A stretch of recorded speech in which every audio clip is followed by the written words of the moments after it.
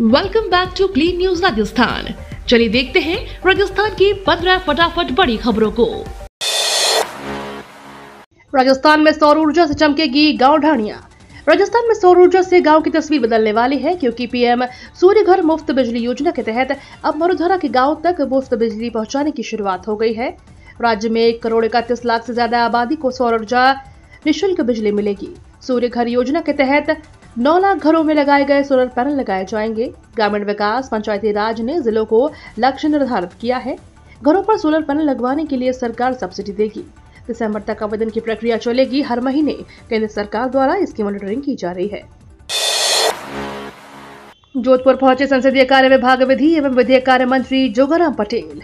संसदीय कार्य विभाग विधि एवं विधिक कार्य मंत्री जोगाराम पटेल कल जोधपुर प्रवास पर रहे।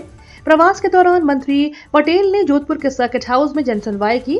इस दौरान मंत्री ने मिलने के लिए लूणी विधानसभा के साथ ही जोधपुर जिला के आसपास के क्षेत्र से लोग अपनी अपनी समस्या लेकर मंत्री के सामने उपस्थित हुए।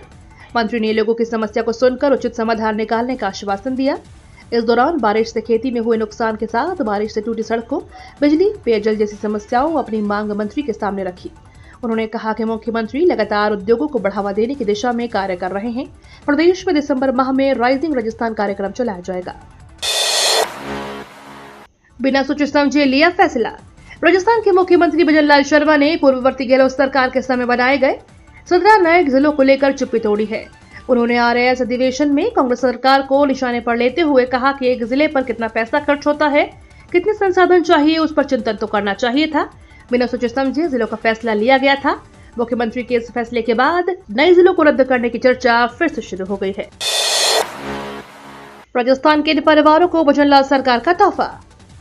शहरी क्षेत्रों में बरसों से किराए और झुग्गी झोपड़ी में रहने वाले मध्यम और निर्धनतम तबके के परिवारों के लिए वर्ष 2015 में आई जन आवास योजना सबसे बड़ा सपना लेकर आई थी, पर किसे पता था कि यह सपना हकीकत में बदलते बदलते सालों गुजर जाएगी। करीब 9 वर्ष से अपने आवास की आस लगाए बैठे सैकड़ों परिवार को नगर परिषद ने एक बार फिर से आस बधाई है। सभापति अमृत कलासुआ ने आवास योजना के आवंटियों की शनिवार को नगर परिषद सभागार में बैठक ली तथा उन्हें हर हाल में दिवाली के पहले आवास की चाबियां सौंपने का दावा किया। हालांकि इस दौरान आवंटियों ने आवासों के मौजूदा हालातों तथा आ रही अड़चनों को लेकर आपत्ति भी जताई। 5 लाख घरेलू बिजली उपभोक्ताओं को राहत। झुंझुनू जिले के घरेलू बिजली उपभोक्ताओं को राहत मिलने की उम्मीद बढ़ गई है। उपभोक्ताओं ने लोड बढ़ाने के नाम पर वसूली जाने वाली सिक्योरिटी राशि को एक बार फिर आगामी आदेशों तक होल्ड कर दिया है। निगम की ओर से जिले के सभी प्रकार के उपभोक्ताओं को सिक्योरिटी राशि जमा कराने के लिए नोटिस देने की तैयारी पूरी कर ली गई, लेकिन अब अजमेर विद्युत वितरण निगम लिमिटेड की ओर से इन नोटियों को होल्ड कर दिया गया है। इसी के चलते उपभोक्ताओं को फिलहाल ये नोटिस राशि जमा नहीं करानी है। रेलवे में सरकारी नौकरी की भरमार।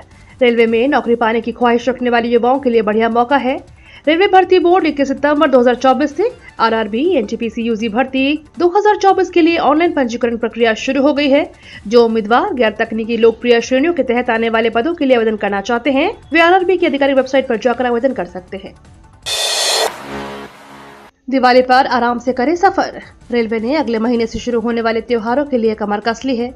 नौकरी और व्यापार के सिलसिले में देश के विभिन्न इलाकों में रहने वाले लोगों को त्योहार पर घर आने और वापस जाने के लिए बेहतरीन सुविधा उपलब्ध कराने के फेस्टिवल ट्रेनों का ऐलान किया जा रहा है। वहीं जिन मार्गों में यात्री भार ज्यादा है, उन मार्गों की ट्रेनों में अतिरिक्त कोच लगाए जा रहे हैं ताकि लोगों का सफर आसान हो सके। इस कड़ी में उत्तर पश्चिम रेलवे ने 61 जोड़ी ट्रेनों में अलग अलग श्रेणी के तकरीबन 132 डिब्बे स्थायी और अस्थायी तौर पर बढ़ाए हैं। 733 पदों पर निकली भर्ती। इस बार 11 टॉपिक से पूछे जाएंगे सवाल। राजस्थान लोक सेवा आयोग की ओर से इस बार आरएएस के 733 पदों के लिए भर्ती निकाली गई है, जिसके लिए अभ्यर्थी 18 अक्टूबर तक आवेदन कर सकते हैं। साथ ही आरएएस परीक्षा के लिए विस्तृत सिलेबस भी जारी कर दिया गया है, जिसमें एक बार प्री एग्जाम के लिए मुख्य रूप से 11 टॉपिक से सवाल पूछे जाएंगे।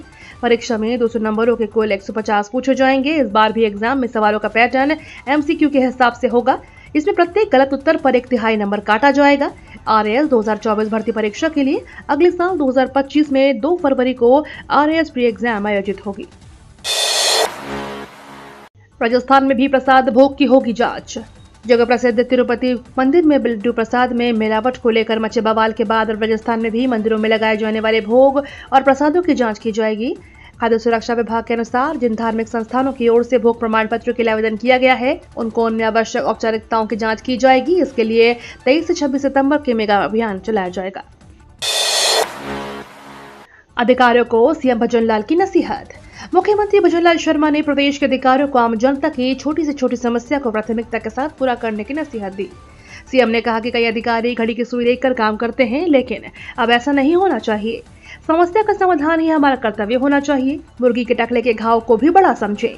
समस्या बड़ी छोटी नहीं होती, हर व्यक्ति के लिए उसकी अपनी अहमियत होती है। हम अधिकारियों के भेदभाव नहीं करते हैं, हम किसी तरह के पूर्वाग्रह से ग्रसित नहीं हैं, लेकिन अधिकारी को आम जनता की छोटी से छोटी परेशानियों को भी प्राथमिकता से लेनी चाहिए। सीएम ने इस दौरान आरएएस एसोसिएशन की मांगों को अधिकारियों के संसाधनों की समस्या के बहाने पूर्ववर्ती कांग्रेस सरकार पर जमकर निशाना साधा। जोगाराम पटेल ने सचिन पायलट पर किया पलटवार। पेपर लीक मामले में आरपीएससी सदस्यों की गिरफ्तारी के बाद से पूर्व उप मुख्यमंत्री ने सचिन पायलट लगातार सरकार पर दबाव बना रहे हैं। सरकार आरपीएससी भंग क्यों नहीं कर रही, इसके लिए सरकार में इच्छा शक्ति नहीं है। हाल ही में पायलट ने कहा कि सरकार युवाओं को लेकर अपनी जिम्मेदारी नहीं निभा रही, हमें दो तो बखूबी निभा सकते हैं। इस पर पलटवार करते हुए विधि मंत्री जोगाराम पटेल ने कहा कि जिम्मेदारी जनता देती है। अगर वो इतने जिम्मेदार होते, सामर्थ्य वाले होते तो पूर्व सीएम को उनको नकारा निकम्मा नहीं कहना पड़ता। आरपीएससी भंग के मामले में जोगाराम पटेल ने कहा कि उन्होंने इस विषय को लेकर पदयात्रा की थी, अपनी सरकार में भी नहीं करवा पाए। पटेल ने कहा कि मुझे कोई प्रक्रिया बता दे जिसमें संवैधानिक पद पर बैठे व्यक्ति को कैसे हटाया जा सकता है। केवल मात्र बात करने से काम नहीं होता है। राजस्थान में उपचुनाव कांग्रेस के लिए चुनौती। राजस्थान में विधानसभा के 7 सीटों पर उपचुनाव के लिए तैयारियां जोरों पर है। उपचुनाव के लिए सभी राजनीतिक दल मैदान में उतर गए हैं। लोकसभा चुनाव में 11 सीटें हारने वाली बीजेपी विधानसभा उपचुनाव में भी सभी सीटें जीतने की कोशिश करेगी। वहीं कांग्रेस पार्टी ने अपनी सीट बरकरार रखने के लिए मेहनत कर रही है। हालांकि अभी तक कांग्रेस पार्टी का किसी से गठबंधन की बात सामने नहीं आई है। शुक्रवार को सचिन पायलट ने इशारों ही इशारों में सभी 7 सीटों पर कांग्रेस से अकेले चुनाव लड़ने की बात कही है। राजस्थान में बढ़ रहा डेंगू मलेरिया का प्रकोप। राजस्थान में मौसमी बीमारियों ने लोगों को परेशान कर रखा है। प्रदेश में पहले तेज बारिश ने लोगों को परेशान किया। बारिश रुकने के बाद तापमान बढ़ा, इसके बाद अस्पतालों में डेंगू मलेरिया, इसके अलावा खांसी जुकाम और वायरल बुखार के मामलों में ग्राफ तेजी से बढ़ गया। प्रदेश में कई जिलों में इस समय डेंगू मलेरिया के मामले सामने आ रहे हैं, जिसमें बीकानेर, जोधपुर और कोटा शामिल हैं। बीकानेर में स्वास्थ्य विभाग जिले के विभिन्न इलाकों में जाकर लोगों को अवेयर करने के लगा हुआ है और लोगों के घरों में स्प्रे कर रहा है। इस अभियान के लिए स्वास्थ्य विभाग ने 620 टीमें बना रखी हैं, जिनमें 1600 से अधिक नर्सिंग अधिकारी और उनके सहयोगी काम कर रहे हैं। बीकानेर में अभी तक 257 मरीज डेंगू के और 53 मरीज मलेरिया के सामने आए हैं। स्वास्थ्य विभाग की टीमें लगभग 1.5 लाख घरों में विजिट कर चुकी है।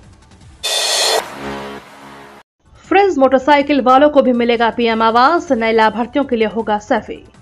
प्रधानमंत्री ग्रामीण आवास योजना के पात्रता नियम बदल गए हैं। अब जिनके पास फ्रिज और मोटरसाइकिल है वे भी आवास के लिए पात्र होंगे। 15,000 रुपए तक मासिक आय वाले भी अब लाभार्थी बन सकेंगे।